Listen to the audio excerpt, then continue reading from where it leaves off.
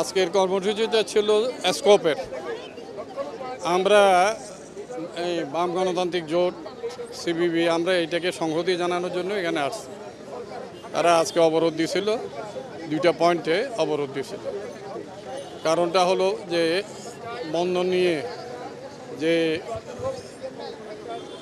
দেশের স্বার্থবিরোধী যে চুক্তি এই সরকার করেছে এবং করার নিয়মিত কন্টেইনার টার্মিনালেরও চুক্তি করার দিকে যাচ্ছে, এবং এইটি দেশের শুধু এইটা কোনো অর্থনৈতিক চুক্তি না, শুধু এটা একটা কৌশলগত চুক্তি।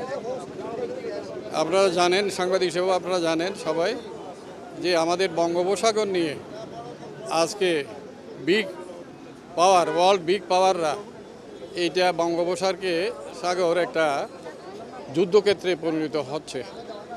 এটা ইন্দো প্যাসিফিক আমেরিকান যে স্ট্র্যাটেজি, সেই স্ট্র্যাটেজির লক্ষ্যে এই চুক্তিগুলো হচ্ছে।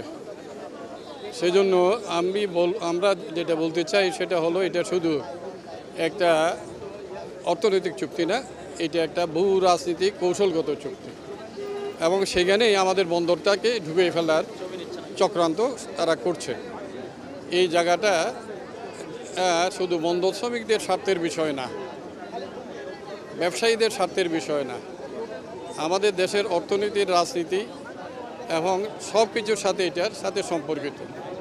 সেজন্য এর বিরুদ্ধে স্কোপও যেমন নেমেছে, আমরাও বহুদিন থেকে এর বিরুদ্ধে কথা বলছি এবং লড়াই করছি।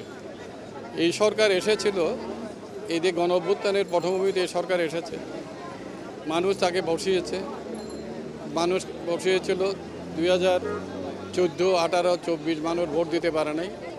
মানুষের ভোট অধিকার প্রতিষ্ঠা করার জন্য তাকে ক্ষমতায় এনেছিল। এটা হলো, এই কাজটাই ছিল তার কাজ। এখানে দেশের মৌলিক স্বার্থের সাথে সম্পর্কিত এই চুক্তিগুলো করা তার কাজ ছিল না। এটা দিয়ে প্রমাণ হচ্ছে দিন দিন আরও উন্মোচিত হচ্ছে এই সরকার এদেশের জনগণের স্বার্থের জন্য তারা ক্ষমতায় বসে নাই। তারা ইন্টারন্যাশনাল ফিন্যান্স ক্যাপিটালের স্বার্থ রক্ষা করার জন্য ক্ষমতায় বসেছে, এটা আজকে প্রমাণ হয়ে যাচ্ছে। ডিপি ওয়ার্ল্ড একটা ইন্টারন্যাশনাল ফিন্যান্স ক্যাপিটালের প্রতিষ্ঠান, নেদারল্যান্ড অমুক সমুক যেটা আছে, ওয়ার্ল্ড গ্লোবাল ক্যাপিটালের সাথে স্বার্থ রক্ষা করার জন্য এই সরকার তৎপরতা শুরু করছে। সেজন্য এটার বিরোধিতা আমরা করছি, এবং এটা দেশের জনগণ, এদেশের সমস্ত জনগণ, এদের দেশের জাতীয় স্বার্থে, সার্বভৌমত্বের স্বার্থে এর বিরোধিতা করা দরকার। নিউ মুরিং কন্টেইনার টার্মিনাল কংক্রিটলি যেটা বলতে চাই সেটা হলো, এটা একটা লাভজনক প্রতিষ্ঠান। একটা লাভজনক প্রতিষ্ঠায় পৃথিবীতে কোনো নজির আছে যে একটা লাভজনক প্রতিষ্ঠান বিদেশিদের হাতে দিয়ে দেওয়া? সেখানে যদি কোনো ক্রাইসিস থাকে, দুর্নীতি থাকে, অব্যবস্থাপনা থাকে, কানেক্টিভিটির সমস্যা থাকে, সেগুলো সমাধান করা হোক। সেগুলো সমাধান করে সেটাকে আরও লাভজনক প্রতিষ্ঠানে পরিণত হোক। এখানে চট্টগ্রাম বন্দর দিয়ে 62% আমদানি রপ্তানি হয়। চট্টগ্রাম বন্দর একটা স্টিল মিল না, চট্টগ্রাম বন্দর একটা জুট মিল না, চট্টগ্রাম বন্দর মানে বাংলাদেশ। সেজন্যই এটা বাংলাদেশের অস্তিত্বের সাথে বন্দরের স্বার্থ আর দেশের স্বার্থ ওতপ্রোতভাবে জড়িত। সেজন্য আমরা মনে করছি এই সরকার দেশের গণবিরোধী, জনগণের স্বার্থবিরোধী এবং জাতীয় স্বার্থবিরোধী তৎপরতা চালাচ্ছে। এই জায়গায় আজকে জনগণকে এর বিরুদ্ধে প্রতিরোধ গড়ে তুলতে হবে।